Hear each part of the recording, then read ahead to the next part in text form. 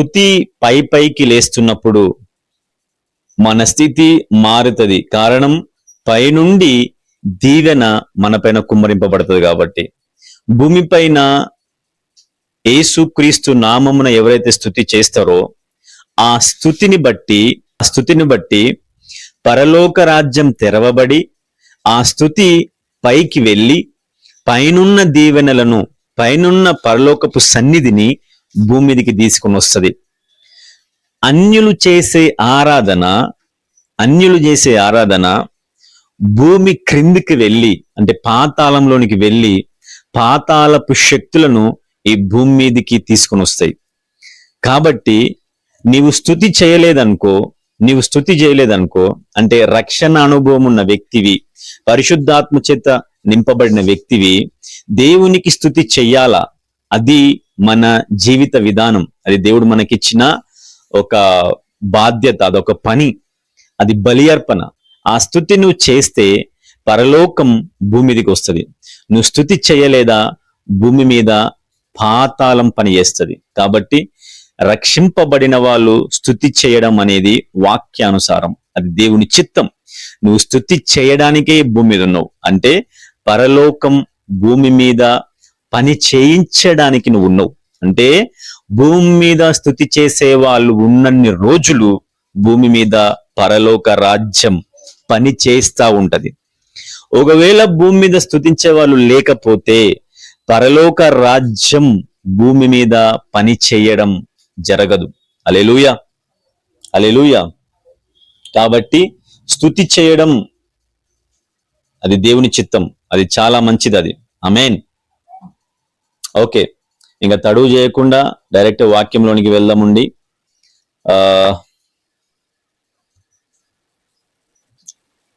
మత్తయి సువార్త ఈరోజు ఒక వాక్యం, అంటే మనం రెగ్యులర్ గా మెడిటేట్ చేసుకుంటున్న వాక్యం కాకుండా దేవుడు ఒక వేరే ఆలోచన ఒకటి ఇచ్చిండు. అది నేను మీతో ఈరోజు పంచుకునబోతున్నా. ఆమేన్.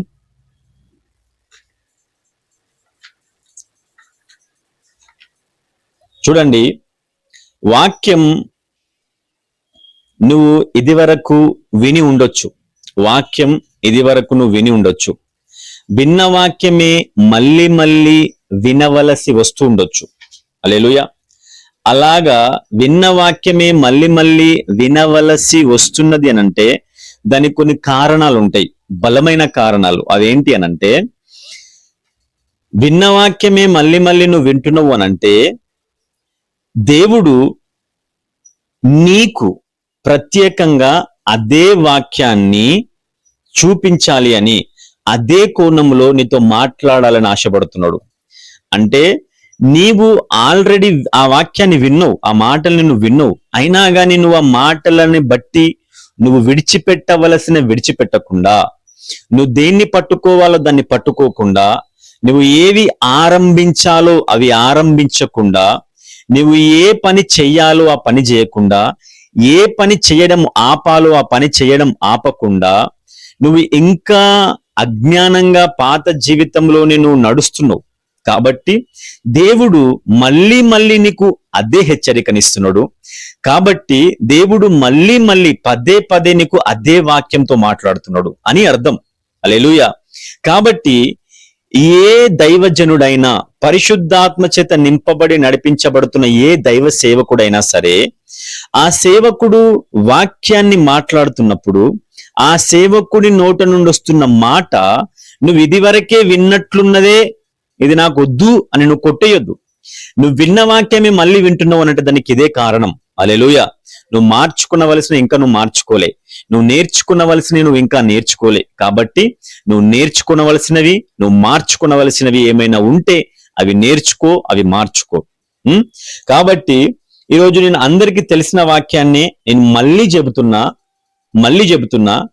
ఎందుకు తెలిసిన వాక్యాన్ని మళ్ళీ చెప్తున్నా అని నేను చెప్తున్నానంటే, తెలిసిన వాక్యమే మళ్ళీ మళ్ళీ చెప్తే అందులో ఏముంటది, ఇంకా వినవలసిన వాళ్ళు ఏం వింటారు, వినడానికి వాళ్ళకి ఏం ఇంట్రెస్ట్ ఉంటది అని కొందరు అనుకోవచ్చు.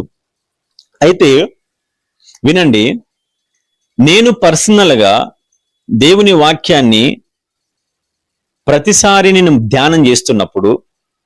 ప్రతిసారి ధ్యానం చేస్తున్నప్పుడు చదువుతున్న ప్రతిసారి నాకు అదొక కొత్త యాంగిల్ అనేది అర్థమవుతుంది, కొత్త కోణంలోనే అది నాకు అర్థమవుతుంది, అది కొత్తగానే నాకు అర్థమవుతుంది. అలాగ అర్థమైనప్పుడు నేను దాన్ని పేపర్ మీద రాసుకుంటా. హల్లెలూయా.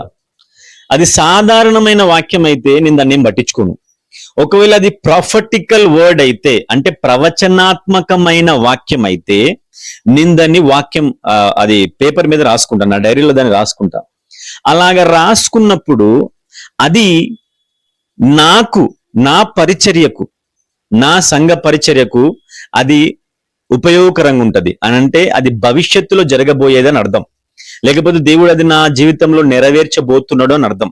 లేదా ఇంకొక డైరెక్షన్ లో చెప్పాలి అని అంటే ఆ వాక్యం ఈరోజు ఏదైతే దేవుడు నాకు ఇచ్చిండో ఆ వాక్యం అది ఎవరికో అవసరం ఉన్నది కాబట్టి వాళ్ళు నాకు రేపా, ఎల్లుండా, నెక్స్ట్ వీకా, ఆ తర్వాత వాళ్ళు కలిసేది ఉంది వాళ్ళు.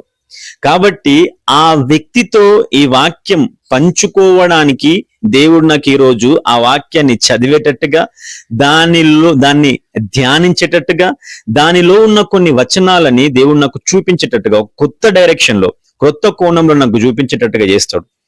అలా చేసిన తర్వాత నేను ఏ వ్యక్తిని అయితే కలుసుకుంటానో ఆ వ్యక్తికి ఆ వాక్యం అవసరం ఉంటది, ఆ ప్రవచన వాక్యం అవసరం ఉంటది. అప్పుడు నా వ్యక్తికి అదే వాక్యం చెప్తా, ఆ వ్యక్తి అదే అవసరంతో నా దగ్గరకు వస్తాడు. అలా వచ్చిన వ్యక్తికి ఆ వాక్యానే చెప్తా. అలా చెప్పినప్పుడు ఆ వ్యక్తి సంతోషంతో తిరిగి వెళ్తాడు. అది దేవునికి మహిమ కలుగును గాక. ఆమేన్. ఆ వ్యక్తి పొందుకుంటాడు ఒకటి.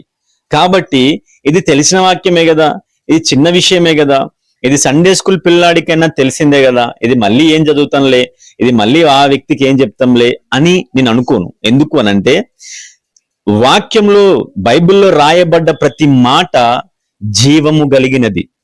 హల్లెలూయా. అది జీవమయ్యున్నది అది. ఆమేన్. కాబట్టి నేను ఏ వాక్యాన్ని కూడా, ఏ చిన్న వాక్యాన్ని కూడా నేను సులువుగా తీసుకోను. నువ్వు కూడా సులువుగా తీసుకోవద్దు. నువ్వు ఎప్పుడైతే వాక్యాన్ని సులువుగా తీసుకోవడం నీకు అలవాటు అవుతుందో అప్పుడే నీ ఆత్మీయ జీవితంలో పతనం అనేది ఆరంభించబడుతుంది. ప్రతి వాక్యాన్ని నువ్వు సీరియస్ గా తీసుకున్నట్లయితే నువ్వు ఆత్మీయ జీవితంలో డెవలప్ అవుతున్నావు అని అర్థం. హల్లెలూయా. ఆమేన్. సరే, మనం వాక్యంలోనికి వెళ్దామండి. ఇప్పుడు నేను ఇది చెప్పుదాము అని ఉద్దేశపూర్వకంగా నేను చెప్తున్నా. హల్లెలూయా. కాబట్టి ఇది ప్రకటించడం కాదు, ఇది బోధించడం, ఇది టీచింగ్ సెంటర్ పెట్టి. హల్లెలూయా. సరే, మత్తయి రాసిన సువార్త 9వ అధ్యాయం 26వ వచనం నుండి చదువుతున్నాను, మీరు వినండి. మత్తయి రాసిన సువార్త 9వ అధ్యాయం 36 నుంచి చదువుతున్నాను. ఆయన సమూహములను చూచి వారు కాపరి లేని గొర్రెల వలె విసిగి చెదిరి ఉన్నందున వారి మీద కనికరపడి, కోత విస్తారమే కాని పనివారు కొద్దిగా ఉన్నారు గనుక తన కోతకు పనివారిని పంపమని కోత యజమానుని వేడుకొనుడి అని తన శిష్యులతో చెప్పాను. హల్లెలూయా. హల్లెలూయా. చెప్పండి అందరు నాతో పాటు. వారు కాపరి లేని గొర్రెల వలె. చెప్పండి అందరు. కాపరి లేని గొర్రెల వలె. కాపరి లేని గొర్రెల వలె. యేసుక్రీస్తు ప్రభు ఈ భూమి మీద సంచరిస్తున్న కాలంలో ఆయన మీటింగ్ అరేంజ్ చేసిండు, ఒకటి 3 days మీటింగ్. ఈ 3 days మీటింగ్ లో ఆయన ఫుడ్ అరేంజ్ చేయలే, ఆయన ట్రాన్స్పోర్ట్ సిస్టమ్ అరేంజ్ చేయలే, ఆయన ఏవి ఫెసిలిటీస్ అరేంజ్ చేయలేడు. నాకు తెలిసి ఈ 3 days మీటింగ్ కూడా ఫాస్టింగ్ ప్రేయర్స్ అని నేను అనుకుంటున్నా, ఉపవాస కూడికలు. ఇది కూడా ఏ ఏసీ కాన్ఫరెన్స్ హాల్లోనో, ఏ కన్వెన్షన్ లోనో, ఏ ఫంక్షన్ హాల్లోనో నిర్వహించబడలేవు. ఇవి లిటరల్ గా ఎడారి ప్రాంతంలో ఉండే ఒక కొండ పైన అరేంజ్ చేయబడ్డ 3 days మీటింగ్ క్యాంప్ ఇది. Fasting prayers. హల్లెలూయా. ఈ ఫాస్టింగ్ ప్రేయర్స్ కి చాలా మంది అటెండ్ అయ్యారు. చాలా మంది స్త్రీలు, పురుషులు, చిన్నపిల్లలు చాలా మంది అటెండ్ అయ్యారు. అలాగ అటెండ్ అయినప్పుడు ఆ 3 days ఫాస్టింగ్ ప్రేయర్ లో వాళ్ళు ఏం తినలేదు. అలా తిననందుకు వాళ్ళు వీక్ అయిపోయారు, ఫిజికల్ గా వాళ్ళు బలహీనమైపోయారు. వాళ్ళని చూస్తున్నప్పుడు ఆఫ్టర్ 3 days అంటే 3 రోజుల ఆ కూడిక తరువాత తదనంతరం యేసుక్రీస్తు ప్రభు వారిని చూస్తున్నాడు. వాళ్ళని చూసి వాళ్ళ పైన ఆయన జాలిపడుతున్నాడు. జాలిపడి, అరే వీళ్ళు తినలేదు 3 రోజుల నుంచి, వీళ్ళకి ఇన్ని రోజులు ఏం అన్నం పెట్టలేదు, కాబట్టి వీళ్ళు రిటర్న్ వెళ్ళేటప్పుడు వీళ్ళు మార్గ మధ్యంలో మూర్చబోతారేమో, లేకపోతే కళ్ళు తిరిగి పడిపోతారేమో అని చెప్పి యేసు ప్రభు వాళ్ళ పట్ల కనికరపడ్డాడు. కనికరపడక మునుపు యేసుక్రీస్తు ప్రభు వారిని చూస్తున్నప్పుడు ఆ యేసుక్రీస్తు ప్రభువు అక్కడ ఉన్న ఆ జన సమూహమును చూసినప్పుడు ఆయనకు మొట్టమొదటిగా ఒక ఆలోచన కలిగింది. ఆ ఆలోచన ఏంది అనంటే, వారు కాపరి లేని గొర్రెల్లాగా కనబుచ్చారు ఆయనకి. హల్లెలూయా. చూడండి, అక్కడ ఉన్నది యేసుక్రీస్తు ప్రభు, అక్కడ ఉన్నది యేసుక్రీస్తు ప్రభు. జన సమూహం ఎవరి దగ్గరకు వచ్చినారు? యేసుక్రీస్తు ప్రభు దగ్గరికి వచ్చిన వాళ్ళు. ఆ యేసుక్రీస్తు ప్రభు మాటలను వాళ్ళు విన్నారు. ఆ యేసుక్రీస్తు ప్రభుకు వాళ్ళు లోబడ్డారు. ఆ యేసుక్రీస్తు ప్రభు దగ్గర అన్ని రోజులు టైం స్పెండ్ చేసిన వాళ్ళు, సమయాన్ని గడిపిరు వాళ్ళు. వాళ్ళ పనులు మానుకొని, వాళ్ళ పర్సనల్ విషయాలు విడిచిపెట్టి, లేకపోతే వాళ్ళ డ్యూటీలు, వాళ్ళ జాబ్లు, వాళ్ళ బిజినెస్లు, వాళ్ళ ఫ్యామిలీలు, వాళ్ళ ఏమంటారు, ఇంకా వాళ్ళ ఏమన్నా పండగలు కానీ, ఏమన్నా సమయాలు కానీ, కార్యక్రమాలు కానీ ఉండొచ్చు మేబీ. అవన్నీ విడిచిపెట్టి పక్కన పెట్టి యేసుక్రీస్తు ప్రభు మాటలు వినడానికి యేసుక్రీస్తు ప్రభు దగ్గరికి వాళ్ళు వచ్చారు. యేసుక్రీస్తు ప్రభుతో అన్ని రోజులు వాళ్ళు సమయాన్ని గడిపిర్రు. అంత సమయం గడిపినా గాని, అంతగా యేసు ప్రభు దగ్గర వాళ్ళు ఉన్నా గాని, యేసుక్రీస్తు ప్రభు వాళ్ళని చూసినప్పుడు వాళ్ళు ఎట్లా కనిపించారంట? కాపరి లేని గొర్రెల్లా కనిపించారు వాళ్ళు. హల్లెలూయా. గమనించండి, నీవు ఈ భూమి మీద ఉన్నన్ని రోజులు నువ్వు ఖచ్చితంగా ఒక కాపరి యొక్క ఆధ్వర్యంలో నువ్వు ఉండాలా. ఒక కాపరి నీకు ఆత్మీయ జీవితంలో నడిపించే విధంగా నీకు ఉండాలా. కాపరి నీకు లేనట్లయితే అది దేవుని చిత్తం కాదది. ఒకవేళ నీవు పాపము నుంచి విమోచింపబడిన వాడివై ఈ లోకానికి నీకు ఇక సంబంధం లేదు అన్నట్టుగా నువ్వు జీవిస్తున్న వ్యక్తివైతే, ఇక నా జీవితం క్రీస్తు కొరకే, నేను బ్రతుకున్న రోజులు ఆయన కొరకే నేను బ్రతుకుతాను అని నిశ్చయించుకున్న వ్యక్తివైతే, నేను చనిపోయినప్పుడు పరలోక రాజ్యానికి నేను వెళ్ళాలి అని ఆశపడుతున్నాను అన్న ఆశ నీకు ఉన్నట్లయితే, నువ్వు ఖచ్చితంగా ఈ భూమి మీద ఉన్నన్ని రోజులు, ఈ భూమి మీద నీ విశ్వాస జీవితం నీవు దేవుని చిత్తానుసారంగా నువ్వు గడపగలగాలి అని అనుకుంటే, ఈ భూమి మీద నీ యాత్ర సరి అయిన క్రమంలో, సరి అయిన పద్ధతిలో, దేవుని చిత్తానుసారంగా, దీవెనకరంగా నువ్వు దాన్ని ముగించాలి అని నువ్వు అనుకుంటే, ఖచ్చితంగా నీ ఆత్మీయ జీవితానికి ఒక కాపరి ఉండి తీరాలా. హల్లెలూయా. కాపరి అనగా నేను అనుకోవద్దు అక్కడేదో పాస్టర్ ఉంటాడు, ఇక్కడేదో పాస్టర్ ఉంటాడు, ఆ పాస్టర్ ఆన్లైన్ లో సర్వీస్ ఇస్తాడు, ఈ పాస్టర్ ఎప్పుడు ఫోన్ చేసినా గానీ, ఏ సమస్య వచ్చినా గానీ ఆ పలానా పాస్టర్ కి ఫోన్ చేసి మనం ప్రార్థన చేయించుకోవచ్చు. లేకపోతే మా ఇంట్లో ఏ సమయమైనా, ఏ కార్యక్రమం అయినా గానీ ఏ పాస్టర్ కి ఫోన్ చేసినా పలానా పాస్టర్ ఖచ్చితంగా మా ఇంటికి వస్తాడు, నాకు కార్యక్రమాలు జరిపించడానికి ఒక పాస్టర్ ఉన్నాడు, సమస్యలు ఏమైనా వస్తే నాకు ప్రార్థన చేయడానికి పాస్టర్ ఉన్నాడు, లేకపోతే అపవాది కార్యాలు ఏమైనా నా ఇంట్లో కనబడ్డట్లయితే దయ్యాలు వెళ్ళగొట్టడానికి పాస్టర్ ఉన్నాడు అని నువ్వు ఇలాంటి ఉద్దేశముల గురించి నువ్వు కాపరిని పెట్టుకోవడం కాదు. హల్లెలూయా. కాపరి అనగా నడిపించేవాడు, కాపరి అనగా పోషించేవాడు, కాపరి అని అంటే నిర్వహించేవాడు. ఆయన నీకు ముందు ఉండి ఒక మాదిరికరమైన జీవితం నీకు చూపించి నిన్ను నడిపించే వ్యక్తిగా ఉండేవాడే కాపరి. హల్లెలూయా. కాపరి అని అంటే ఏదో అవసరాన్ని బట్టి, నీకున్న అవసరాన్ని బట్టి నువ్వు అడిగినప్పుడు ఒక సహాయం చేసే వ్యక్తి కాదు కాపరి అంటే. హల్లెలూయా. కాపరి అని అంటే ఆయన గురించి నీకు తెలిసి ఉండడం కాదు. నాకు ఆ పాస్టర్ తెలుసు, నాకు ఈ పాస్టర్ పరిచయం ఆయన కాంటాక్ట్ నంబర్ నా దగ్గర ఉన్నది, ఆ పాస్టర్ నాకు చాలా క్లోజు, లేకపోతే పలానా చర్చ్ మెంబర్షిప్ కార్డు నాకు ఉన్నది, పలానా చర్చిలో నాకు అది ఉన్నది ఇది ఉన్నది, అది కాదు నేను చెప్తున్నది. కాపరి యొక్క నియంత్రణ కిందను ఉండడం అనంటే ఇది కాదు. కాపరి యొక్క నియంత్రణ కిందను ఉండడం అనంటే నీవు ఆ పాస్టర్ కి తెలిసి ఉండాలా. హల్లెలూయా. నీ పేరు ఆ పాస్టర్ కి తెలిసి ఉండాలా. నీ యొక్క అలవాట్లు నీ కాపరికి తెలిసి ఉండాలా. నీ బలహీనతలు నీ కాపరికి అర్థమై ఉండాలా. నీ బలం నీ కాపరికి తెలిసి ఉండాలా.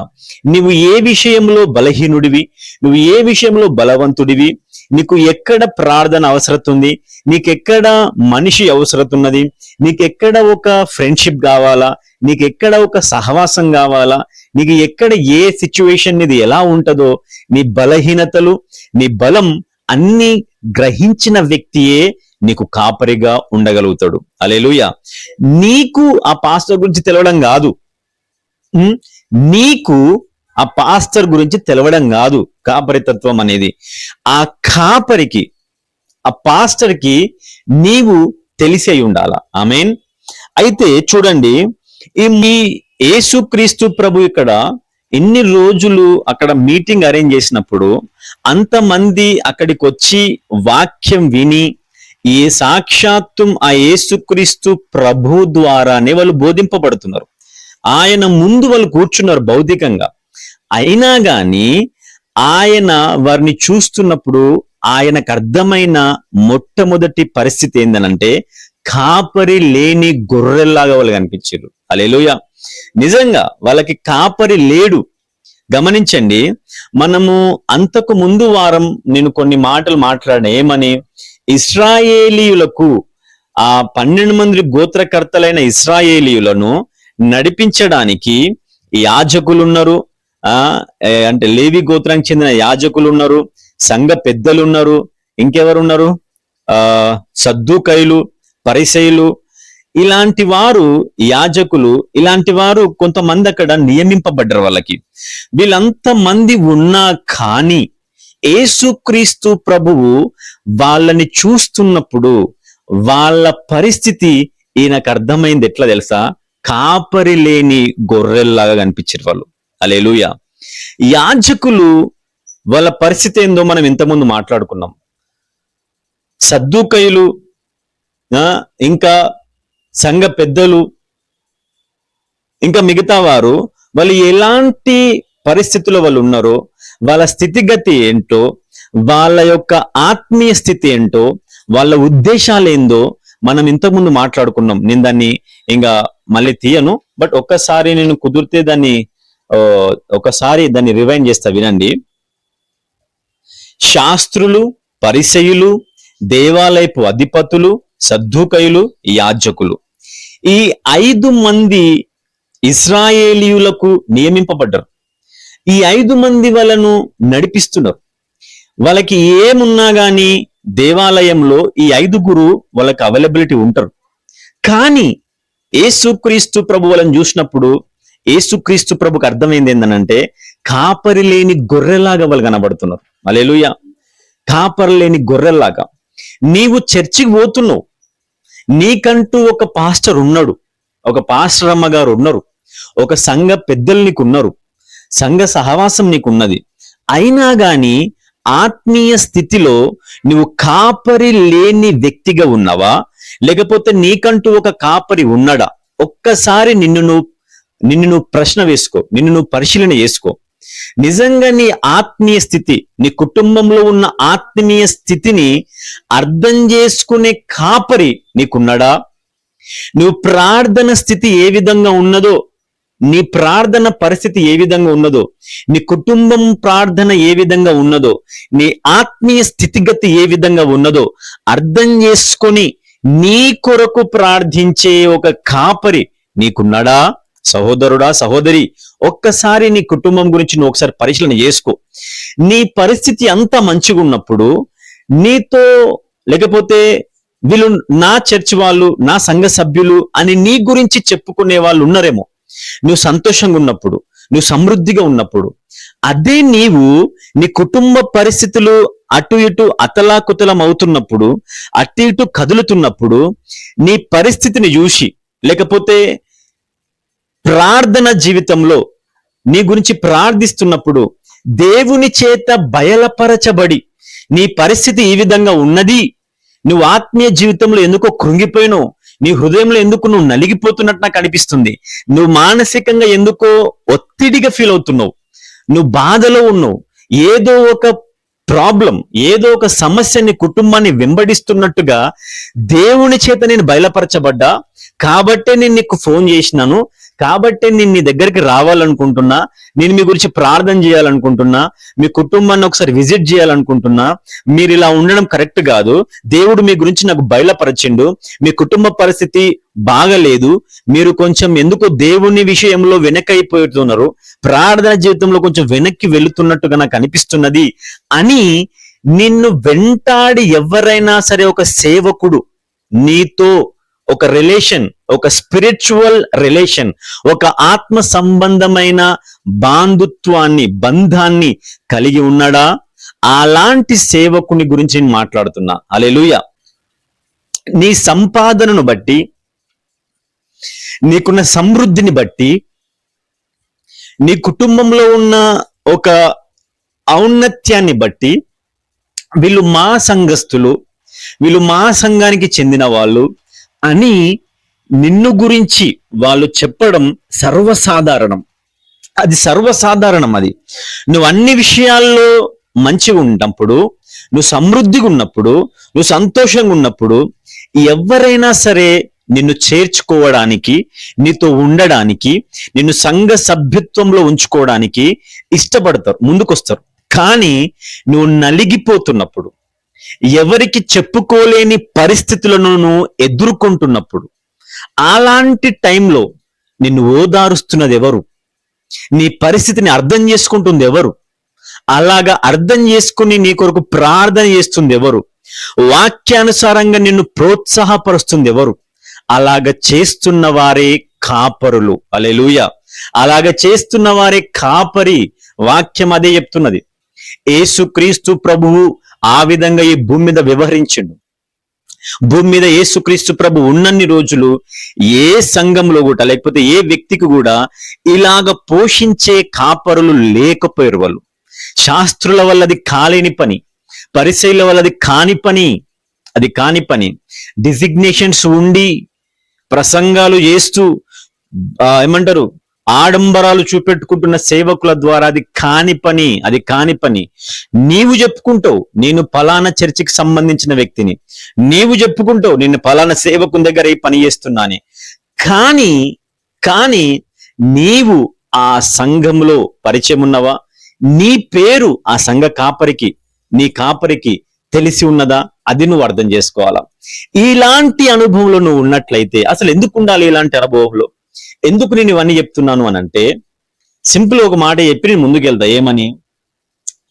ఆ కాపరి నిన్ను రికగ్నైజ్ చేసినట్లయితే, అంటే నిన్ను గుర్తించినట్లయితే, ఆ కాపరి నిన్ను గుర్తించినట్లయితే, నీ గురించి ఆ పాస్టర్ ప్రతిరోజు ప్రార్థన చేస్తాడు. ఆ ప్రార్థనను బట్టి నీ కుటుంబంలో అపవాది చేస్తున్న ప్లాన్స్ క్యాన్సల్ అయిపోతాయి. ఆమేన్. ఆ కాపరి చేస్తున్న ప్రార్థనను బట్టి, ఆ పాస్టర్ గారు చేస్తున్న ప్రార్థనను బట్టి నీ కుటుంబంలో అపవాది యొక్క బంధకాలు విప్పబడతాయి. ఆమేన్. నీ కుటుంబంలో నువ్వు గర్భం లేని పరిస్థితుల్లో నువ్వు ఉన్నవా? గర్భం తెరవబడుతుంది. నీవు ఉద్యోగం లేని పరిస్థితుల్లో ఉన్నావా? దేవుని చేత ఉద్యోగం నీవు అనుగ్రహింపబడతావు. నువ్వు అప్పుల బాధల్లో కూరుకుపోయినావా? ఆర్థిక పరమైన దీవెనని కలుగుతాయి. ఇవన్నీ నీకున్నా గానీ మానసికంగా సమాధానం లేకుండా ఉన్నావా? ఆత్మీయ జీవితంలో బలహీనంగా ఉన్నావా? ఆ పాస్టర్ గారు చేస్తున్న ప్రార్థనలో నిన్ను జ్ఞాపకం చేసుకుని ప్రార్థించే దాన్ని బట్టి నీ కుటుంబం ఆత్మీయ ఆనందంతో నింపబడుతుంది. ఆ పాస్టర్ గారు నిన్ను జ్ఞాపకం చేసుకుని ప్రార్థిస్తున్న దాన్ని బట్టి ఆ ప్రార్థన నీ కుటుంబాన్ని సంరక్షిస్తుంది. ఆ ప్రార్థన నిన్ను వెంటాడుతుంది. నీ పిల్లలను అది వెంటాడుతుంది. నీవు విశ్వాసంలో నుండి తొలగిపోకుండా ఆ ప్రార్థన నిన్ను కాపాడుతుంది. నువ్వు దేవుని నుండి దూరం కాకుండా ఎటువంటి పరిస్థితులు వచ్చినా దాన్ని అధిగమించే విశ్వాసం నీలో ఉద్భవింపజేసేదే ఆ ప్రార్థన. హల్లెలూయా. నిన్ను ఆత్మీయ జీవితంలో మెలకువగా ఉండేటట్టుగా ఆ ప్రార్థన నేను వెంటాడుతూ ఉంటది. హల్లెలూయా. కాబట్టి ఇలాంటి అనుభవంలో నిన్నెవరైతే నడిపిస్తారో, ఇలాంటి ఒక ఏమంటారు ఆత్మీయమైన స్థితి నీకు ఉండాలని ఆశపడతారో, ఆ సేవకుడే నిజమైన కాపరి. ఎందుకు గుర్తుపెట్టుకో, ఆ సేవకుడే నిజమైన కాపరి. హల్లెలూయా. నేను ముందుకెళ్తున్నా, వినండి. 36వ వచనం చివరి లైన్లో నేను చదువుతున్నాను. విసికి చెదిరియున్నందున, విసికి చెదిరియున్నందున. చెప్పండి నాతో పాటు, విసిగిపోవడం, విసిగిపోవడం. హల్లెలూయా. ఈ విసిగిపోవడం అనే మాటకు అర్థం ఏమున్నది అని అంటే,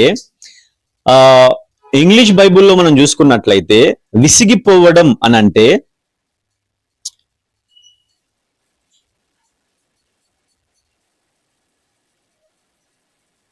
అలసిపోవడం. విసిగిపోవడం అనంటే అలసిపోవడం అనే మాటను అనే అర్థాన్నిచ్చే పదం అక్కడ రాయబడింది, అలసిపోవడం. అలసిపోవడం. ఈ ఆత్మీయ జీవితంలో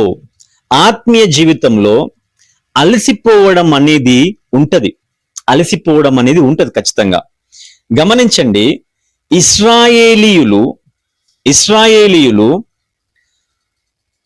బంధకాల్లో నుండి విడిపించబడి ఫరో అధికారము క్రింద వాళ్ళు బందీలై ఉన్నారు.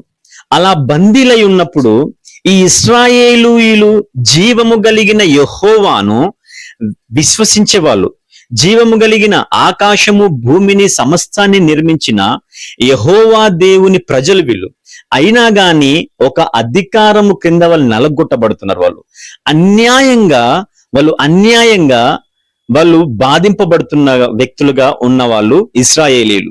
అలాగ ఉన్న ఈ ఇశ్రాయేలీయులను దేవుడు మోషేను పంపించి ఆయనను వారికి ఒక విమోచకుడిగా నిలబెట్టి వారిని ఆ బంధకాల్లో ఉన్న ఆ దేశము నుండి వారిని విడిపించి ఆ ఇజ్రాయేలీయులను వారి సొంత దేశం, వారికంటూ ఒక సొంత దేశంలో వారిని ఉంచాలని, వారు సొంతగా సంపాదించుకోవాలని, వాళ్ళు స్వతంత్రంగా ఉండున్నట్లుగా పాలు తేనెలు సమృద్ధిగా ఉండే ఒక దేశానికి, లేదా వాళ్ళు వ్యాపారము చేయగలిగిన వనరులు కలిగి ఉండే ఒక ఉత్పత్తి కలిగి ఉండే దేశం వారికి స్వాస్థ్యముగా ఇయ్యడానికి దేవుడు ఇశ్రాయేలీయులను విడిపించడానికి మోషేను వాడుకున్నాడు. అలాంటి దేశంలో వాళ్ళు ప్రవేశించడానికి వాళ్ళు కొన్ని రోజులు ప్రయాణం చేయాల్సి వచ్చింది. అలాగ కొన్ని రోజులు ప్రయాణం చేయడానికి ఉన్న సమయమే 40 రోజులు. కానీ ఇశ్రాయేలీయులు ఆ 40 రోజులు అరణ్య ప్రయాణం చేస్తున్నప్పుడు వాళ్ళు భయంకరంగా విసిగిపోయారు. వాళ్ళు ఎదుర్కొంటున్న పరిస్థితులను బట్టి, వాళ్ళు చూస్తున్న ఆ స్థితిని బట్టి ఆ ఎడారి ప్రయాణంలో వాళ్ళు విసిగిపోయినట్టు కనబడుతుంది అక్కడ, విసిగిపోయినట్టు. అయితే ఆ అరణ్య ప్రయాణంలో, ఆ ప్రయాణ మార్గంలో వాళ్ళు అలసిపోయి వాళ్ళు మోషేకు వ్యతిరేకంగా మాట్లాడడం స్టార్ట్ చేశారు, దేవునికి వ్యతిరేకంగా మాట్లాడడం స్టార్ట్ చేశారు. వాళ్ళు అలా వ్యతిరేకంగా మాట్లాడి వాళ్ళు అరణ్యంలో కూలిపోయాను అని వాక్యం రాయబడింది. అరణ్యంలో వాళ్ళు కూలిపోయారు, చచ్చిపోయారు వాళ్ళు.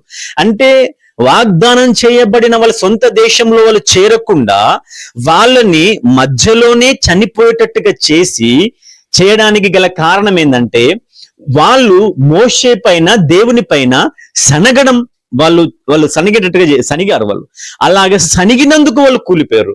మరి అలా సనగడానికి గల కారణం ఏంది అని అంటే వాళ్ళు ప్రయాణంలో అలసిపోయారు, విసిగిపోయారు. వాళ్ళు విసిగిపోవడం అని అంటే చూడండి, ఒక పని నువ్వు చేస్తున్నప్పుడు ఆ పని వలన నీకు ఏదైతే ప్రయోజనం రావాలో, ఏదైతే బెనిఫిట్స్ రావాలో ఆ బెనిఫిట్ రాకుండా నువ్వు మాటికి అదే కష్టం చేస్తున్నప్పుడు, మాటికి అదే పని చేస్తున్నప్పుడు, నువ్వు ఏదైతే ఎక్స్పెక్ట్ చేస్తున్నావో, ఎక్స్పెక్ట్ చేసింది నువ్వు దొరకకపోతే, ఎక్స్పెక్ట్ చేస్తున్నది నీకు దొరకకపోతే నీకు విసుగు వస్తుంది, నువ్వు అలసిపోతావు.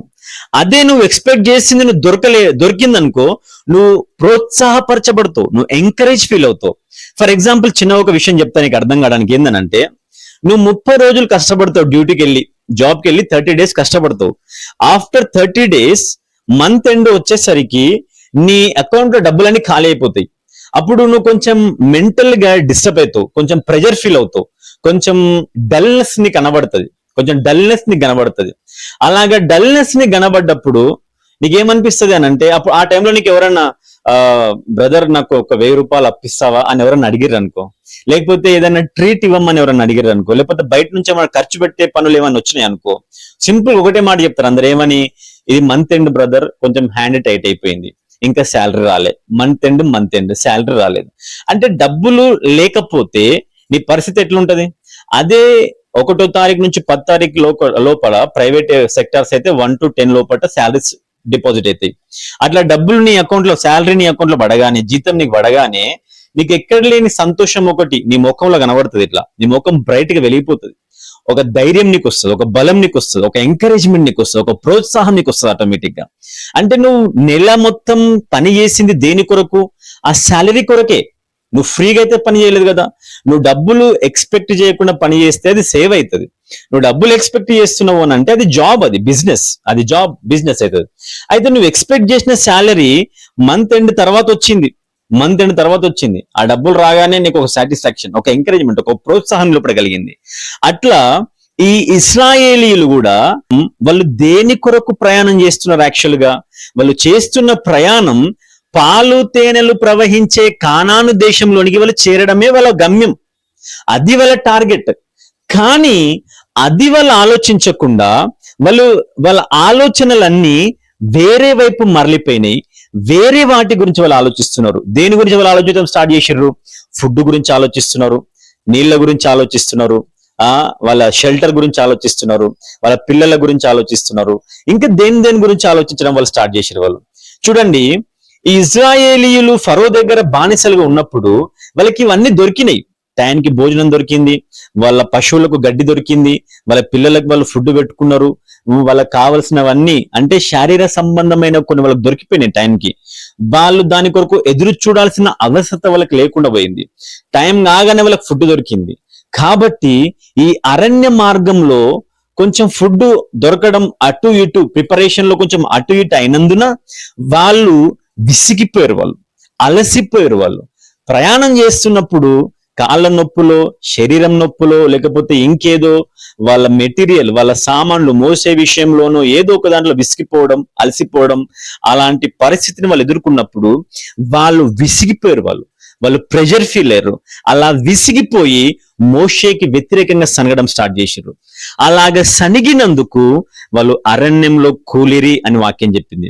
అయితే గమనించండి, నేను చెప్పాలనుకుంటున్నది ఏంటనంటే, ఈ భూమి పైన ఇప్పుడు ఈ 2026వ సంవత్సరంలో ఈ ఆత్మీయ జీవితంలో ప్రయాణమై వెళ్తున్న నీవు నీ ఆత్మ సంబంధమైన ప్రయాణంలో నీవు అలసిపోయిన పరిస్థితులు నువ్వు ఉన్నావా? విసిగిపోయినట్టుగా నువ్వు ఉన్నావా?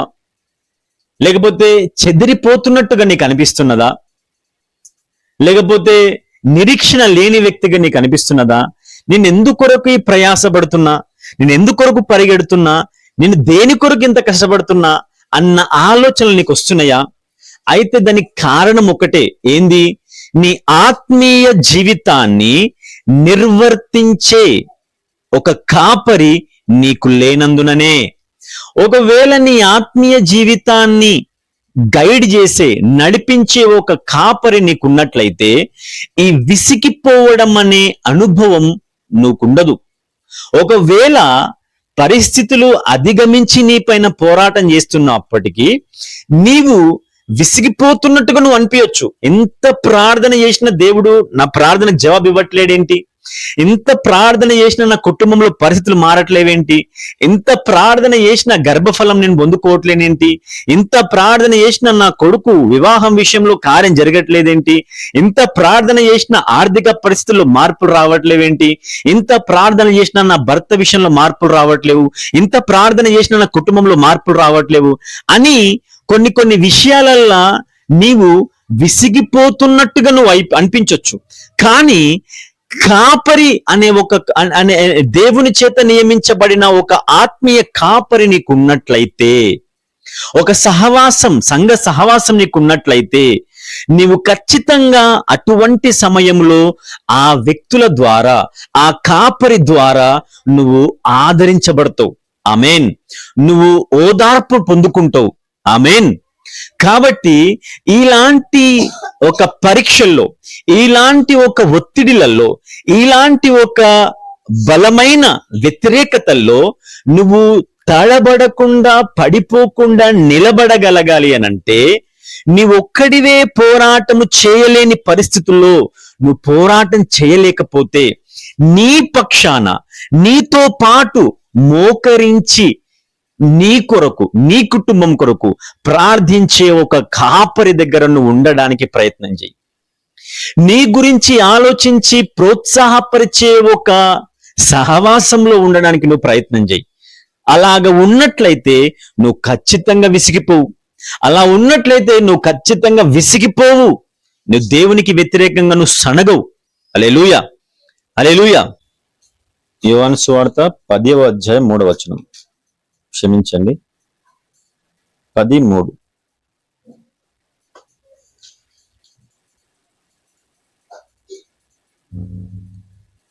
అతనికి ద్వారపాలకుడు తలుపు తీయును, గొర్రెలు అతని స్వరము వినును.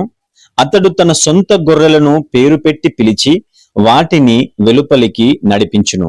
చూడండి, ఇక్కడ యోహాను రాసిన సువార్తలో యోహాను చెప్తున్నాడు ఏందనంటే, యేసుక్రీస్తు ప్రభు గురించి ఆయన మాట్లాడుతున్నాడు. యేసుక్రీస్తు ప్రభు గురించి ఏమని? అతనికి ద్వారపాలకుడు తలుపు తీయును. అతనికి అనంటే యేసుక్రీస్తు ప్రభువుకు కాపరి తలుపు తీస్తాడు, దొంగలకు తలుపు తీయడు. యేసుక్రీస్తు ప్రభు స్వరం వినబడ్డప్పుడే ఆ కాపరి తలుపు తీస్తాడు. తలుపు తీసినప్పుడు గొర్రెలు అతని స్వరము వింటాయి. చూడండి, గమనించండి, ఒక్కొక్క పాయింట్ గా దీన్ని మనం మాట్లాడుకుందాం. ద్వారపాలకుడు అనంటే కాపరి, అంటే పాస్టర్ అని అర్థం. ఇక్కడ అతనికి అనగా యేసుక్రీస్తు ప్రభువుకు అని అర్థం. అంటే దేవుని చేత పంపబడిన సేవకుడు యేసుక్రీస్తు ప్రభు స్వరాన్ని ఖచ్చితంగా ఆయన అర్థం చేసుకోగలుగుతాడు. ఆయన పరిశుద్ధాత్మ చేత నింపబడి నడిపించబడుతున్న సేవకుడు మాత్రమే యేసుక్రీస్తు ప్రభు స్వరాన్ని అర్థం చేసుకోగలడు. అంటే నీ పక్షమున దేవుడు ఏం మాట్లాడుతున్నాడు, నీకు దేవుడు ఏ మెసేజ్ ఇవ్వాలనుకుంటున్నాడు, ఏ పరిస్థితుల్లో నువ్వు ఏ విధంగా స్టెప్ తీసుకోవాలో ఆయన నీతో మాట్లాడాలనుకుంటున్నాడు. ఆ మాటలు నీకు నియమింపబడిన భౌతిక సంబంధమైన పాస్టర్, ఒక కాపరి ద్వారా దేవుడు మాట్లాడుతున్నాడు. అలాగా మాట్లాడుతున్నప్పుడు ఆ సేవకుడు ఆ క్రీస్తు యొక్క స్వరాన్ని ఖచ్చితంగా వింటాడు. విని ఆయనకు మాత్రమే ఆయన ద్వారం తెరుస్తాడు. ఆయన యేసుక్రీస్తు ప్రభు మాట్లాడినట్టుగానే అపవాది కూడా మాట్లాడతాడు అప్పుడప్పుడు. వాడు దొంగ.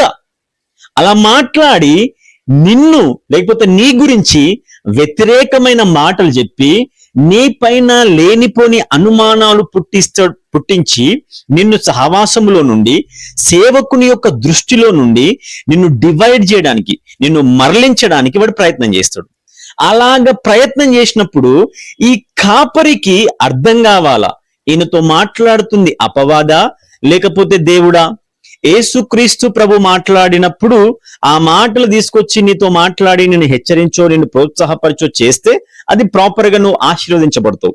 అది మంచిది. అది లేదా ఈ పాస్టర్ ఒకవేళ అపవాది స్వరం విని ఆ స్వరాన్ని బట్టి సంఘంలో ఉన్న నీ దగ్గరకు వచ్చి నీతో రాంగ్ మాట్లాడినాడు అనుకో, నీతో ప్రోత్సాహపరిచినాడు అనుకో, అది రాంగ్ ఇంటర్ప్రిటేట్ అవుతుంది. అది తప్పుడు సమాచారం అవుతుంది. దాన్ని బట్టి నీ హృదయం నొచ్చుకుంటది. దాన్ని బట్టి నీ ఆత్మీయ స్థితి దిగజారిపోతుంది. దాన్ని బట్టి నువ్వు ఆత్మలో ఎదగడం అనేది ఉండదు. దాన్ని బట్టి నువ్వు సరి చేసుకోవడం అనేది ఉండదు. దాన్ని బట్టి సంఘంలో అభివృద్ధి అనేది జరగదు. కాబట్టి ద్వారపాలకుడు తన పైన ఉన్న అధికారి యొక్క స్వరాన్ని వినగలగాల. అంటే యేసుక్రీస్తు ప్రభు స్వరం సేవకుడు ఖచ్చితంగా వినాలా. కొంతమంది సేవకులు ఏం చేస్తారు అని అంటే, సంఘాల్లో వాళ్ళకు ఎవరైతే ప్రియముగా లేకపోతే నచ్చినట్టుగా ఉంటారో, అంటే తనకు వంతె పాడేటట్టుగా, అంటే సేవకుడే తోపు, సేవకుడే మా కాపరే, మా చర్చ్ పాస్టర్ గ్రేట్, మా చర్చ్ పాస్టర్ అన్ని, మా చర్చ్ వీళ్ళకి దేవుడు అనే కాన్సెప్ట్ ఉండదు, పాస్టర్ అనే కాన్సెప్ట్ ఉంటారు వీళ్ళు. పాస్టర్ వీళ్ళకి అన్ని. వీళ్ళు ఎట్లా ఫీల్ అవుతారని అంటే, పరలోక రాజ్యంలో యేసుక్రీస్తు ప్రభు కోసం ఎదురు చూసే రకం కాదు వీళ్ళు. పరలోక రాజ్యం పోతమో పోమో అన్న ఆలోచన వీళ్ళకి ఉండదు. కానీ మా చర్చ్ పాస్టర్ ఏడుంటే మేము ఆడ ఉంటాం, అంటే పాస్టర్ని ఆరాధించేటోళ్ళు వీళ్ళు. పాస్టర్ తానే అంటే వీళ్ళు తందానే అంటారు. అంతేగాని పరిశుద్ధాత్మ నడిపింపు, వాక్యము, యేసుక్రీస్తు ప్రభు, ప్రార్థన అనే అలవాట్లు వీళ్ళకు ఉండవు. ఇలాంటి వాళ్ళు ఏం చేస్తారనంటే, ఆ పాస్టర్లకు సలహాలు ఇస్తారు. పాస్టర్ మనం ఇట్లా చేద్దాం, పాస్టర్ మనం అట్లా చేద్దాం, ఇది ఇట్లా చేద్దాం, అది అట్లా చేద్దామని వాళ్ళకు వచ్చిన ప్రతి తలంపును తెచ్చి పాస్టర్కి రుద్దుతారు వాళ్ళు. అది ఎవరైనా కావచ్చు, సంఘంలో ఉన్న సభ్యులు కావచ్చు, సంఘ పెద్దలు కావచ్చు, యవనస్తులు, యవనస్తురాండ్రు, స్త్రీలు, పురుషులు, భార్యలు, పిల్లలు, స్నేహితులు, బంధువులు, ఎవరైనా కావచ్చు. వాళ్ళు పాస్టర్కి వాళ్ళ సొంత తలంపుల్ని వచ్చి రుద్దుతారు వాళ్ళు. మనం ఇట్లా చేద్దాం, అట్లా చేద్దాం, అట్లా ఉందాం, ఇట్లుందాం అని. ఈ సేవకుడు ఒకవేళ పరిశుద్ధాత్మ చేత నడిపించబడుతున్న వ్యక్తి కాకపోతే, ఈ సేవకుడు ఒకవేళ స్వార్థపూరితంగా ఆలోచించే సేవకుడైతే, ఖచ్చితంగా అలాంటి ఒక సజెషన్స్, సలహాలు తీసుకుంటాడు. తీసుకొని దాన్ని ఇంప్లిమెంట్ చేస్తాడు. అంటే దానిని ఏమంటారు, ఇంప్లిమెంట్ చేయడం అంటే దాన్ని ఆచరణలో పెడతాడు ఆయన. సంఘ అభివృద్ధి చెందుతుందేమో అని ఆచరణలు పెడతాడు. కానీ తీరా వచ్చేసరికి అక్కడ నష్టం అనేది జరుగుతుంది. అక్కడ అందరికీ దీవెనకరమైనది జరగదు. అది ఆర్థికపరమైన నష్టం కావచ్చు, సంఘంలో ఉండే సభ్యుల యొక్క మనోభావాలను దెబ్బతీయడం కావచ్చు, లేకపోతే సేవకుని యొక్క ఔన్నత్యం తగ్గిపోవచ్చు, లేకపోతే ఆ సంఘ అభివృద్ధి ఆగిపోవచ్చు. అది ఆత్మీయ జీవితంలోనే గాని, భౌతిక జీవితంలోనే గాని. ఇది మీకు అర్థమవుతుందని అనుకుంటున్నా. చాలా జాగ్రత్తగా గమనించండి. ఇలాంటి పరిస్థితులు ఎదురవుతా ఉంటాయి. కాబట్టి నువ్వు ఒక పాస్టర్ గా ఉన్నప్పుడు, ఒక కాపరిగా నువ్వు ఉన్నప్పుడు, నువ్వు ఎవరి సలహాలు తీసుకుంటున్నావు? అభిమానంతో సలహాలు తీసుకుంటున్నావా? ప్రేమతో సలహాలు తీసుకుంటున్నావా? వీళ్ళు అనుభవజ్ఞులు అని చెప్పి సలహాలు తీసుకుంటున్నావా? లేకపోతే వీళ్ళు నా ప్రియమైన వాళ్ళు, వీళ్ళు నా సొంత వాళ్ళని సలహాలు తీసుకుంటున్నావా? లేకపోతే వీళ్ళు పరిశుద్ధాత్మ చేత నడిపించబడుతున్న వ్యక్తులు, నాకు దేవుడిది బయలుపరిచిండు ఈ మనిషి మాట వినమని అని చెప్పి సలహాలు తీసుకుంటున్నావా? ఓకే, అనుభవం లేనప్పుడు నువ్వు వీళ్ళ మాటలు విని ఆ మాటలను బట్టి నువ్వు అడిగేసి నష్టపోయి ఉండొచ్చు. కానీ తిరిగి నువ్వు మరలా తప్పిదమును గ్రహించి ఆ విధంగా నువ్వు సలహాలు తీసుకోకుండా నువ్వు దేవుని దగ్గర కనిపెట్టుకునే వ్యక్తిగా నువ్వు ఉన్నావా? అలాగ ఉన్న వ్యక్తియే నిజమైన కాపరి. హల్లెలూయా. అలా ఉన్న వ్యక్తి నిజమైన కాపరి. నా భార్య చెప్పిందని నువ్వు మాటలు వినడము, నా స్నేహితుడు చెప్పినట్టు నువ్వు మాటలు వినడము, లేకపోతే ఈయన మాటలు వినకపోతే ఈయన దశమ భాగాలు ఇవ్వకుండా ఆగిపోతాడేమో, లేకపోతే ఈయన మన చర్చి విడిచిపెట్టి వెళ్ళిపోతాడేమో అన్న ధోరణిలో వెళ్ళే కాపరి నిజమైన కాపరిగా పరిగణించబడడు. అలాంటి కాపరులు సంఘ అభివృద్ధి కొరకు కాదు గాని సంఘం విచ్ఛిన్నం అవ్వడానికే వాళ్ళకి తెలియకుండానే వాళ్ళు ప్రయత్నాలు చేస్తుంటారు. వాళ్ళు దీని రిజల్ట్ వెంటనే కనబడకపోవచ్చు, కానీ సమయం గడుస్తున్న కొద్దికి, కాలం గడుస్తున్న కొద్దికి సంఘ అభివృద్ధి అంతగా తేట కనబడదు. హల్లెలూయా. అది ఎక్కడేసిన గొంగడు అక్కడే ఉన్నట్టుగా ఉంటది. ఆమేన్. సరే, నేను ముందుకెళ్తున్నా. ద్వారపాలకుడు, ఈ ద్వారపాలకుడు దేవుని చేత నియమించబడ్డ ద్వారపాలకుడు. ఈయన ఖచ్చితంగా క్రీస్తు స్వరాన్ని వింటాడు. ఈయన గొర్రెలు అతని స్వరం వింటాయి. ఆమేన్. అయితే నేను నెక్స్ట్ వచనానికి వెళ్తున్నాను, వినండి. ఓకే, యెషయా గ్రంథం 56:9. యెషయా గ్రంథం 56:9. ఇది ఒక్కటి చదువుకొని మనం క్లోజ్ చేసుకుందాం.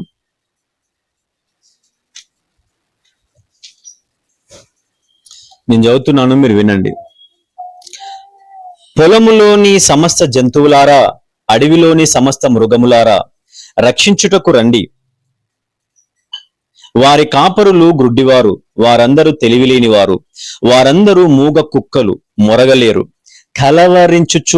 కలవరించుచు పండుకొనువారు, నిద్ర ఆసక్తులు, కుక్కలు తిండికి ఆతురపడును, ఎంత తినినను వాటికి తృప్తి లేదు. ఈ కాపరులు అట్టివారే. హల్లెలూయా. గ్రహించండి, గమనించండి జాగ్రత్తగా. దేవుడు తాను నియమించిన కొంతమంది కాపర్ల గురించి మాట్లాడుతున్నాడు. ఏమని?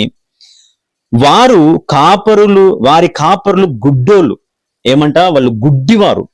ఆత్మ సంబంధమైన అంధత్వం వారికి కలిగిందని దేవుడు చెప్తుండే ఇక్కడ.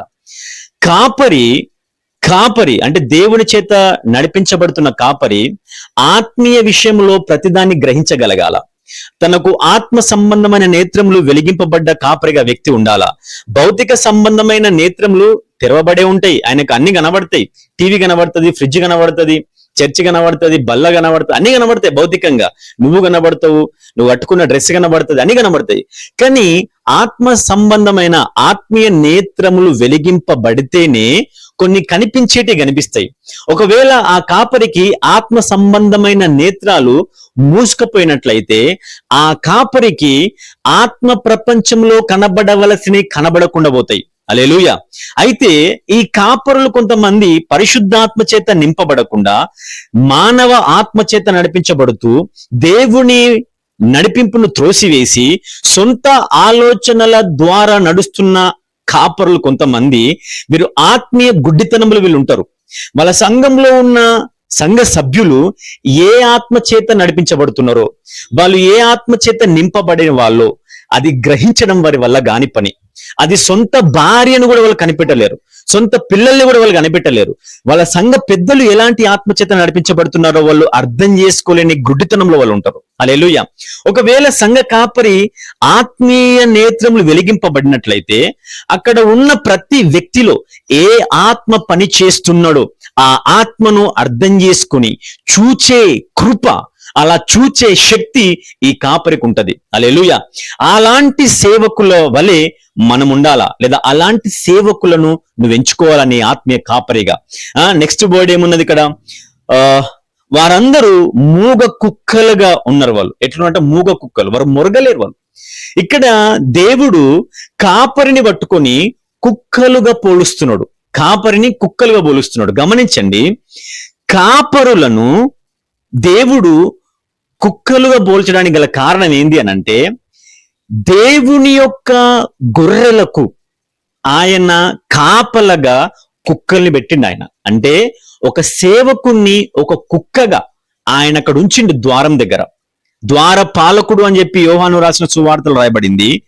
ఇక్కడనేమో కుక్కలు అని చెప్తున్నాను. కుక్కలు అని అంటే ఇదేదో నెగిటివ్ అని కాదు. నీ ఇంటికి ముందు సెక్యూరిటీ పర్పస్ గా నువ్వు కుక్కని పెంచుకున్నప్పుడు ఆ కుక్క చేస్తున్న పని ఏంటి? ఎవరైనా ఆ కుటుంబానికి సంబంధించిన వారు కాకపోతే అలాంటి వారు వాళ్ళు గోడ దుంకి వస్తారు, లేకపోతే టైం కాని టైంలో వస్తారు, లేకపోతే వాళ్ళు ఇల్లీగల్ గా వస్తారు, వాళ్ళు అంటే వ్యతిరేకంగా వస్తారు, వాళ్ళు అన్యాయంగా వస్తారు, న్యాయంగా మెయిన్ గేట్ లో నుంచి రారు వాళ్ళు. అలా వస్తున్నప్పుడు ఆ కుటుంబానికి సంబంధించని వ్యక్తి అయితే ఆ కుక్క పసిగడుతుంది. ఆ కుక్క పసిగట్టి అర్థం చేసుకొని అది మొరుగుతుంది, అది అరుస్తుంది. అరిచి నిజమైన కాపరి ఎవరు, ఆ కుటుంబానికి చెందిన యజమాని ఎవరు, ఆ యజమానికి ఆ కుక్క సిగ్నల్ ఇస్తుంది, సైన్ చేస్తుంది, గుర్తుగా అరుస్తుంది. అలాగ అరవడంలో కొన్ని వ్యత్యాసమైన అరుపులు ఉంటాయి. కుక్కలు అరవడంలో కొన్ని వ్యత్యాసమైన అరుపులు ఉంటాయి.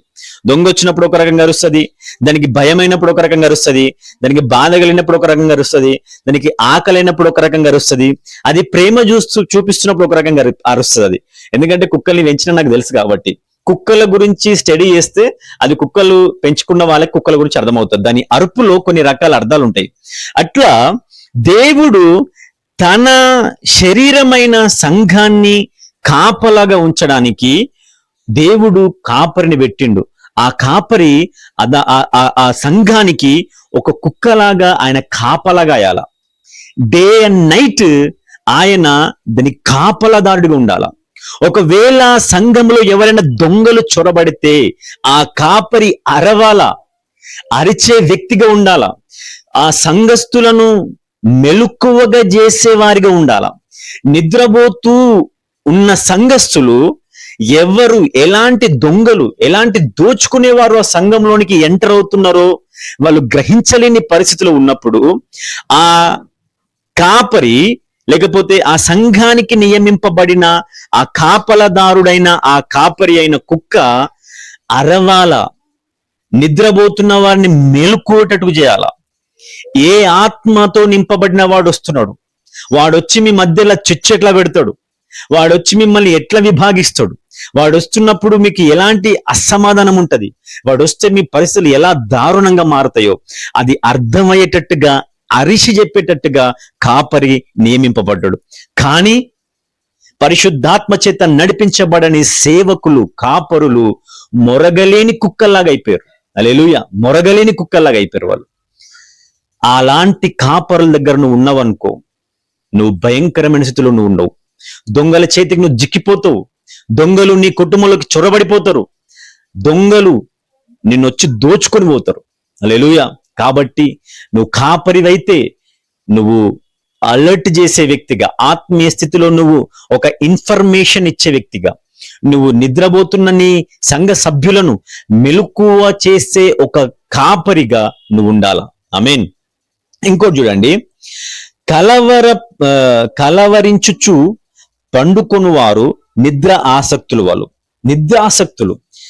సేవకులు నిద్రాసక్తులుగా మారిపోయారు, నిద్రబోతులుగా మారిపోయారు. వాళ్ళు ఎప్పుడు చూసిన నిద్ర నిద్ర నిద్ర. మెలకువగా ఉండి ప్రార్థించే అలవాటు, మెలకువగా ఉండి ప్రార్థించే గుణం ఆ కాపరికి ఉన్నదా లేదా అది అర్థం చేసుకో.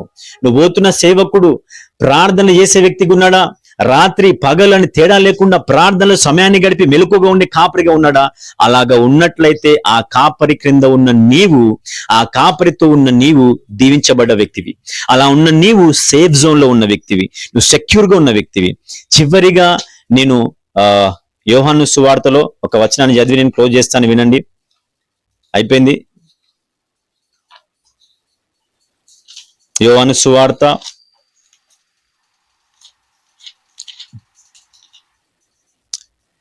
10వ అధ్యాయం మొదటి నుండి చదువుతున్నా, వినండి. గొర్రెల దొడ్డిలో ద్వారమున ప్రవేశింపక వేరొక మార్గమున ఎక్కువాడు దొంగ. హల్లెలూయా. గమనించండి, గొర్రెల దొడ్డిలో వెళ్ళడానికి ఒక ద్వారం ఉంటది.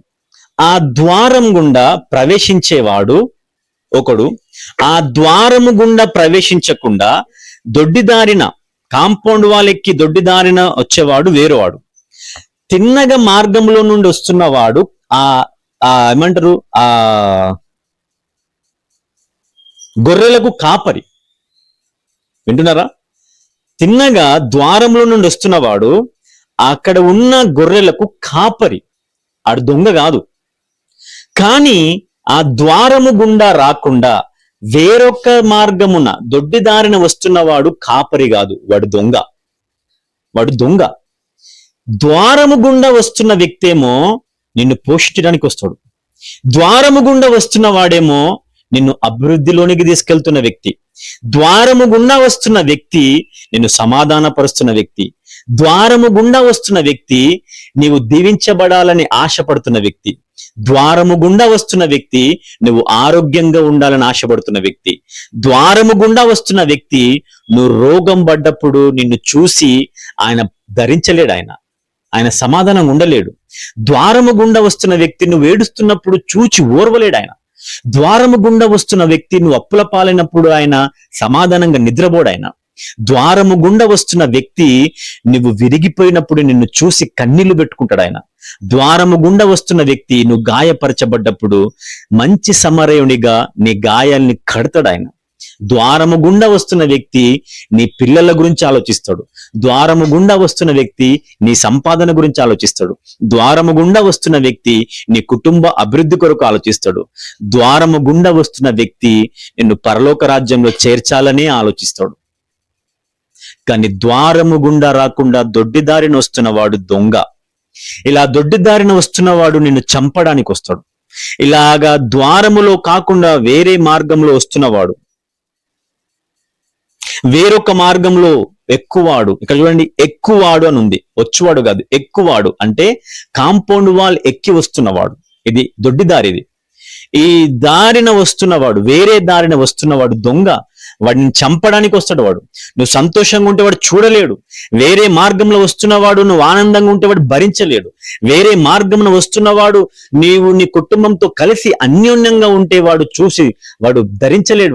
వాడు అసూయతో నింపబడినవాడు. నువ్వు వేరే మార్గం నుంచి వస్తున్న వాడు నీవు ఫలించి అభివృద్ధి చెందుతుంటే వాడు చూసి ఓర్వలేడు. వేరే ద్వారము నుండి వస్తున్న వాడు నువ్వు సంతోషంగా ఉంటే వాడు తట్టుకోడు. వేరే ద్వారం నుండి వస్తున్న వాడు నిన్ను ఎట్లా అయితే నాశనం చేయాలని ఆలోచించేవాడు. వేరే ద్వారం నుండి వస్తున్నవాడు నిన్ను అక్రమ సంబంధంలోకి నడిపిస్తాడు. వేరే ద్వారం నుండి వస్తున్నవాడు నీ గర్భఫలం ఫలించకుండా చేస్తాడు. వేరే ద్వారం నుండి వస్తున్నవాడు నీ కుటుంబంలో ఉన్న నీ పిల్లలు విమోచింపబడినట్టుగా, తాగుబోతు నుంచి విమోచింపబడినట్టుగా, ఆ అనారోగ్యం నుంచి విమోచింపబడినట్టుగా, బెడ్ రిడన్ అయిన వాళ్ళు స్వస్థత పొందనట్లుగా చేస్తున్న వ్యక్తి వాడు వేరే ద్వారం నుండి వస్తున్నవాడు. హల్లెలూయా. ఈ వేరే ద్వారం లేదా సరి అయిన ద్వారం, ఈ మార్గం అయితే ఈ మార్గంలో నుండి వస్తున్న వ్యక్తి నిజమైన కాపరి, మంచిది. ఈ మార్గం నుండి రాకుండా వేరే మార్గం నుండి ఎక్కి వస్తున్నవాడు దొంగ, సరే మంచిది. అయితే ఈ మార్గం అంటే ఏంటి? ఇది మనకు అర్థం కావాలా. నువ్వు ఎట్లా అర్థం చేసుకోవాలా? లోపలికి వచ్చిన తర్వాత వాడు మార్గం నుండే వచ్చాడా లేకపోతే వేరే మార్గం నుంచి ఎక్కి వచ్చాడా? వాడు తిన్నగొచ్చిండా ఎక్కి వచ్చిండా? అది నీకు అర్థం కావాలా. అది అర్థం కావాలనంటే సింపుల్ ఒకటి చెప్తా వినండి.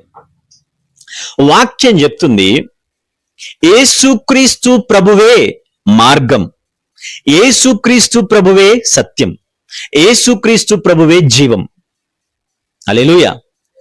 యేసే మార్గం అంటే ఏ వ్యక్తి అయితే యేసులో నుండి నడుచుకుంటూ వస్తాడో నీ దగ్గరికి, ఆ వ్యక్తియే నీకు నిజమైన కాపరి.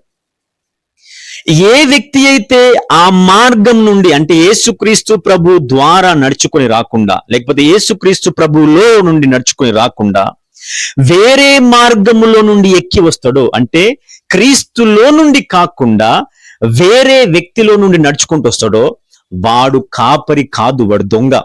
ఇది నీకు సింపుల్ గా అర్థం కావాలా. అంటే ఏ కాపరి అయితే, ఏ పాస్టర్ అయితే క్రీస్తును నీకు పరిచయం చేస్తాడో, నిన్ను క్రీస్తుకు పరిచయం చేస్తాడో, గమనించండి, నిన్ను క్రీస్తుకు పరిచయం చేయాలా, క్రీస్తును నీకు పరిచయం చేయాలా. ఇద్దరి మధ్యన ఒక వారధిగా ఉన్న కాపరియే నిజమైన కాపరి. ఈ ఇరువురి మధ్యన ఉన్న పాస్టరే నిజమైన పాస్టర్. ఇలాంటి పాస్టర్స్ దగ్గర మీరు ఉండండి. అంటే క్రీస్తును నీకు పరిచయం చేస్తున్న సేవకుడే నిజమైన సేవకుడు, పరిశుద్ధాత్మ నీకు పరిచయం చేస్తున్న సేవకుడే నిజమైన సేవకుడు, నిత్య జీవం నీకు పరిచయం చేస్తున్న సేవకుడే నిజమైన సేవకుడు. హల్లెలూయా. నేను ఇంకా చదవడానికి చాలా వచనాలు ఉన్నాయి. సమయాన్ని బట్టి నేను ఇంకేం చెప్పట్లేదు, ఇక్కడికి ఆపేస్తున్నా. కాబట్టి నేను చెప్పేది ఏంటి అనంటే, ఏ సేవకుడైతే నీ ఆత్మీయ స్థితిని అర్థం చేసుకుని నీ గురించి ప్రార్థించి నీ గురించి ఒక భారం కలిగి ఉంటాడో, అలాంటి సేవకులతో అంటిపెట్టుకొని ఉండండి. నువ్వు ఆత్మీయ స్థితిలో పడిపోతున్నప్పుడు కూడా నీ గురించి ఆలోచించని సేవకుడు నీకు ప్రయోజకుడు కాదు. నువ్వు అలాంటి సేవకుల దగ్గర ఉంటే నీకు ప్రయోజనం ఉండదు.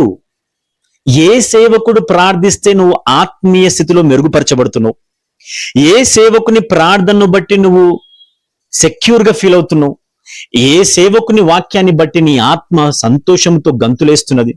గమనించండి, నేను నా ఆత్మీయ జీవితంలో చిన్నప్పటి నుండి రెవరెండ్ డాక్టర్ అబ్రహాం రాజు గారి వాక్యాలు విని విని ఇప్పటి వరకు ఎదిగినా. నా ఆత్మీయ తండ్రి ఆయన. నేను ప్రపంచంలో ఏ సేవకునితో కలవని, అంతకంటే గొప్ప గొప్ప సేవకుల వాక్యాలు వినని, కానీ నాకు ఆ సంతృప్తి దొరకదు. కానీ అబ్రహాం రాజు గారి యొక్క స్వరం వింటే చాలు, నా ఆత్మ ఉప్పొంగుతుంది.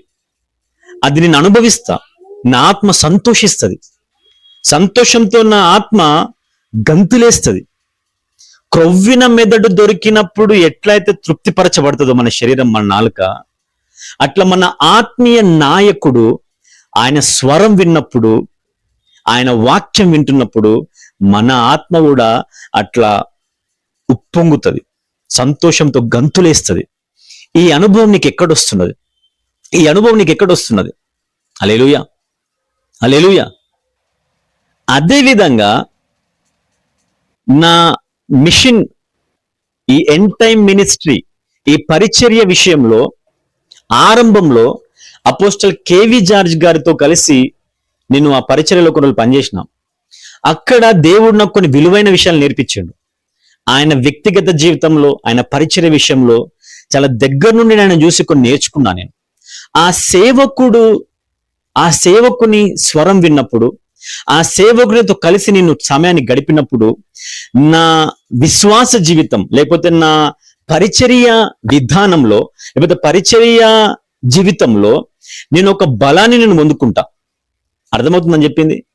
నువ్వు ఏ సేవకుని క్రిందైతే ఉండాలని దేవుని చేత నువ్వు నిర్ణయించబడినవో, నువ్వు ఆ సేవకుని క్రింద నువ్వు ఉండాలా. నువ్వు పోషింపబడతావు, నీ ఆత్మ ఉప్పొంగుతుంది, నీ ఆత్మ అభివృద్ధి చెందుతుంది, నువ్వు ఆత్మీయ స్థితిలో బలపరచబడతావు. హల్లెలూయా. కేవలం యేసుక్రీస్తు ప్రభు దేవుడు, ఆయన యుద్ధకు వస్తే పరిశుద్ధాత్మతో నింపబడతాం, మన పాపాలు క్షమించబడతాయి, మనం పరలోక రాజ్యం పోతాం అని సింపుల్ గా నువ్వు అనుకున్నంత మాత్రాన సరిపోదు ఆత్మీయ జీవితంలో. అది కాదు. ఇంకా చాలా ఉంది ఆత్మీయ జీవితంలో. నువ్వు ఇక్కడ ఆన్లైన్ బైబిల్ స్టడీలో జాయిన్ అవుతున్నావు అని అంటే నీ పట్ల దేవునికి ఒక ప్రణాళిక ఉన్నది సహోదరుడా, సహోదరి. నువ్వు ప్రతిరోజు నువ్వు వాక్యం గురించిన తృష్ణని కలిగి ఉన్నావు అని అంటే నీ పట్ల దేవునికి ఒక ప్రణాళిక కలిగి ఉన్నది. ప్రార్థన చేయాలన్న ఆసక్తి నీకు వస్తున్నదా? దేవునితో సహవాసం చేయాలన్న ఆలోచన నీకు వస్తున్నదా? దేవుని కొరకు నిలబడాలన్న ఆలోచన నీకు వస్తున్నదా? అంటే నీ పట్ల దేవునికి ఒక ప్రణాళిక ఉన్నదని నువ్వు గ్రహించు. నేను సాధారణమైన విశ్వాసులతో మాట్లాడట్లేదు. నేను దేవుని చేత ఏర్పరచబడ్డ విశ్వాసుల గురించి నేను మాట్లాడుతున్నా. ఒక దేవుని చేత ఏర్పరచబడి పరిశుద్ధాత్మ చేత నడిపించబడుతున్న నిజమైన కాపరి క్రింద నువ్వు ఉన్నట్లయితే, ఆ కాపరి యొక్క నియంత్రణలో ఉన్నట్లయితే నువ్వు అంతం వరకు నువ్వు సంరక్షింపబడతావు. నీ ఆత్మ ఉప్పొంగుతుంది, నీ ఆత్మ సంతోషంతో నింపబడుతుంది. ప్రతిరోజు నువ్వు ఆత్మలో నింపబడతావు, ప్రతిరోజు నువ్వు పరిశుద్ధాత్మ చేత నింపబడతావు, ప్రతిరోజు నువ్వు పరిశుద్ధాత్మను పొందుకుంటావు. ఏదో 2 నెలల క్రితమో, లేకపోతే గట్టిగా ఆరాధన చేసినప్పుడే, లేకపోతే మ్యూజిక్ బాగా ప్లే చేసినప్పుడు ఏదో అత్యుత్సాహముతో గట్టిగా చప్పట్లు కొట్టి రిబబ రబబలబ అనడం కాదు. అది కాదు పరిశుద్ధాత్మతో నింపబడ్డం అంటే. అది అత్యుత్సాహం అని అంటే ఎగ్జైట్మెంట్ లో వచ్చేది. అది అంటే అలా చేయకూడదని నేను అన్నట్లా, అది ఎగ్జైట్మెంట్ లో.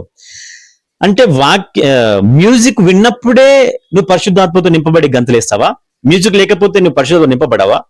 సాధారణంగా ఒక వ్యక్తితో నువ్వు మాట్లాడుతున్నప్పుడు నీ ఆత్మ, నీలో ఉన్న పరిశుద్ధాత్మ స్టిర్రప్ అవుతున్నాడా, కదిలింపబడుతున్నాడా? అది నిజమైన సేవకుడు నువ్వు గ్రహించడం అనంటే. ఒక సేవకుడితో నువ్వు మాట్లాడుతున్నప్పుడు నీలో ఉన్న పరిశుద్ధాత్మ, నీలో ఉన్న నీ ఆత్మ ఇట్లా ఉర్రుతలుగాల, అది ఇట్లా కదలాల, అది రేకెత్తించబడాల. అలాగా అటువంటి అనుభవంలోకి నువ్వు వస్తున్నప్పుడే ఆ సేవకుడు దేవుని చేత ఏర్పరచబడ్డ సేవకుడు, ఆ సేవకుడే నీ పైన దేవుడి ఏర్పరిచిన సేవకుడు. ఇది నువ్వు గమనించు. ఆ సేవకుడు సాధారణంగా మాట్లాడినప్పుడు కూడా నీలో ఆత్మ కదులుతుంది, ఇట్లా కదులుతుంది, నువ్వు పరిశుద్ధాత్మతో నింపబడతావు. ఆ సేవకుడు సాధారణంగా మాట్లాడుతున్నప్పుడు కూడా నువ్వు అనుభవంలో నువ్వు ఉంటావు. మ్యూజిక్ ప్లే చేసి నీకు నచ్చిన మెలోడీ, లేకపోతే ఉర్రి ఇట్లా ఏదో ఒకటి హైలైట్ గా ఉన్న పాట పాడినప్పుడే నాకు ఇట్లా ఒళ్ళు పులకరిస్తుంది, నేను గంతులేస్తా అంటే అది కాదు. అది నువ్వు మెంటల్ గా ప్రిపేర్ అయినావు నువ్వు దాన్ని, అంతే. అది పరిశుద్ధాత్మ నింపబడ్డం కాదు. పరిశుద్ధాత్మ చేత నింపబడుతున్న అనుభవం వేరే రకంగా ఉంటది. నువ్వు ఆత్మతో నింపబడ్డప్పుడు నువ్వు సమాధానం పొందుకుంటావు, నువ్వు నెమ్మది పొందుకుంటావు. ఆ ఎక్స్పీరియన్స్ లో నువ్వు మూవ్ అవుతావు కొంత సమయం వరకు అట్లా మూవ్ అవుతావు. నెక్స్ట్ నీ ఆత్మీయ జీవితం నెక్స్ట్ లెవెల్లోనే వెళ్తుంది. కానీ మళ్ళీ ఇంటికెళ్ళి అదే పాత జీవితంలో నువ్వు ఉండవు. చర్చికి వస్తేనేమో రిబాబా షబాబా, మళ్ళీ ఇంటికి వెళ్తేనేమో బూతులు అబద్ధాలు. హల్లెలూయా. ఇలాంటి అనుభవంలో నువ్వు ఉంటున్నట్లయితే అది పరిశుద్ధాత్మ చేత నింపబడ్డ అనుభవం కాదది. అర్థమవుతుందా? నువ్వు ఈరోజు పరిశుద్ధాత్మ నింపబడి నువ్వు అన్య భాషలు మాట్లాడే సమయాన్ని గడిపినవు అని అంటే, నువ్వు ఇంటికి వెళ్ళిన తర్వాత ఇక మీదట చేసిన బలహీనతలు నువ్వు మళ్ళీ చేయకుండా ఉండడానికే నువ్వు సిద్ధపరచబడుతావు, దానికి ప్రిపేర్ అవుతావు. నువ్వు నీ ఆత్మీయ జీవితం స్టెప్ బై స్టెప్ ఎదుగుతుందే గానీ ఇంకా నువ్వు కిందికి దిగజారిన స్థితిలో నువ్వు ఉండవు. నువ్వు కిందికి దిగజారిన స్థితిలో నువ్వు ఉంటున్నావు అని అంటే, అదే యాంగిల్లో, అదే డైరెక్షన్ లో, అదే డిగ్రీలో నువ్వు ఉండిపోయినావు అని అంటే, నువ్వు ఆత్మీయ స్థితిలో నువ్వు ఎదగలేదు అని అర్థం. నువ్వు పరిశుద్ధాత్మ చేత నింపబడలేదు అని అర్థం. హల్లెలూయా. నేను ఖచ్చితంగా చెప్తున్నా, ఈ ఆన్లైన్ బైబిల్ స్టడీలో పాల్గొంటున్న మీరు ఆత్మీయ జీవితంలో ఉన్నతమైన అనుభవంలోకి వెళ్తారు మీరు. అందుకే నేను ప్రతిసారి నేను జ్ఞాపకం చేస్తా, జాయిన్ అవ్వండి, వాక్యం వినండి, వాక్యంలో ఎదగండి, ఆ వాక్యం నేర్చుకోండి, ప్రార్థనలో సమయాన్ని గడపండి అని. ఏ సేవకుడు పరిశుద్ధాత్మ చేత నింపబడి నడిపించబడుతున్నాడో ఆ సేవకుని స్వరం విన్నప్పుడు నీ ఆత్మీయ స్థితి వేరే రకంగా ఉంటది. ఆమేన్. అట్టి సేవకుల యొద్ద మీరు ఆత్మీయ జీవితంలో నాటబడి, నిర్వహించబడి క్రీస్తు రెండవ రాకడకు సిద్ధపరచబడుదురుగాక. ఆమేన్.